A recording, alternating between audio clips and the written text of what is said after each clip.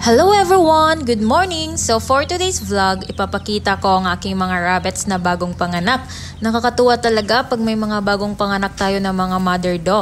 At ito yung NZ namin na 8 kits ang ipinanganak niya.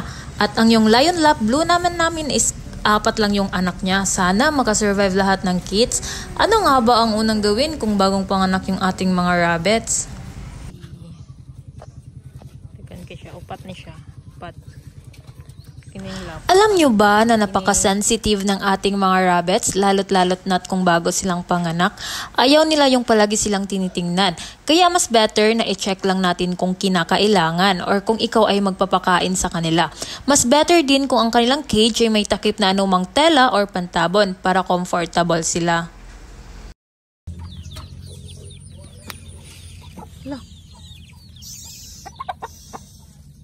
Nagulat ako kasi may isang kits na napunta sa back or male rabbit kaya agad kong i-check kung kanino ito.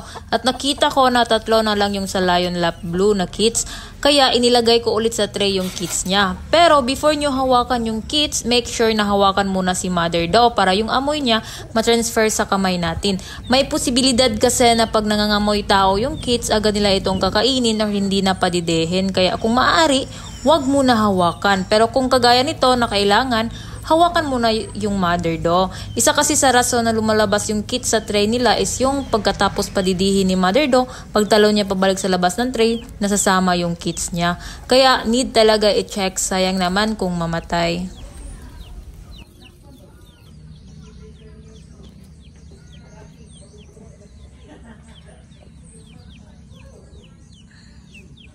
So, ngayon, bibigyan muna natin sila ng pagkain which is Integra 3. Kitang-kita natin na gutom na si mother do.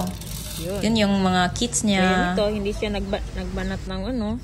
Kailangan nyo din susihin yung attitude ng inyong mga rabbits kung sanay ba sila na hinahawakan ang kanilang mga kits. May mother do kasi na may trust issue. Mapapansin mo yan sa kanilang reaction every time andyan ka, parang takot sila at nakayuko lang. Kung ganyan reaction nila, mas better na wag mo nang hawakan kasi baka mahinalaan kanila na predator at baka kainin nila yung kits nila. Ang thinking kasi nila is baka kakainin mo yung kits nila tapos mas better sila na lang yung una kumain. Kaya yun, kinakain nila yung kits nila dahil sa takot na maunahan. Pero maiba naman na mother do na okay lang sa kanila. Sa kadalasan yung mga do na hindi first time manganak.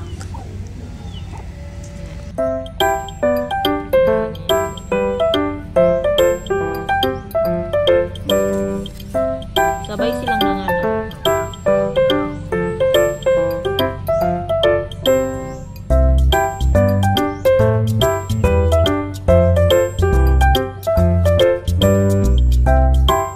Pareho silang nanganak ng ika-32 days.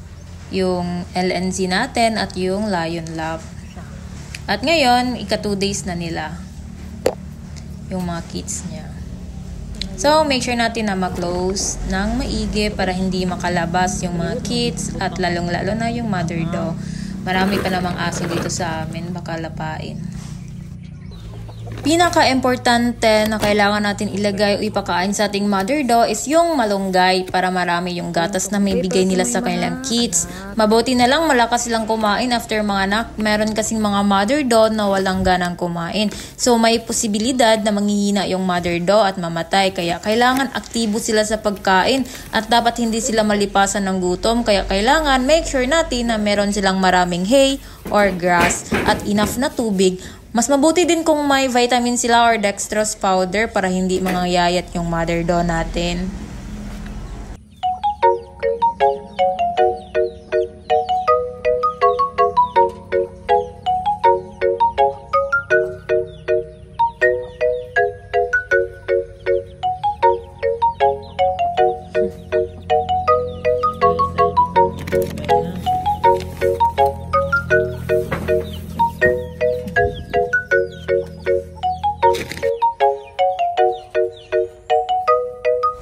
As of now, yan lang po muna yung mabibigay ko na tips.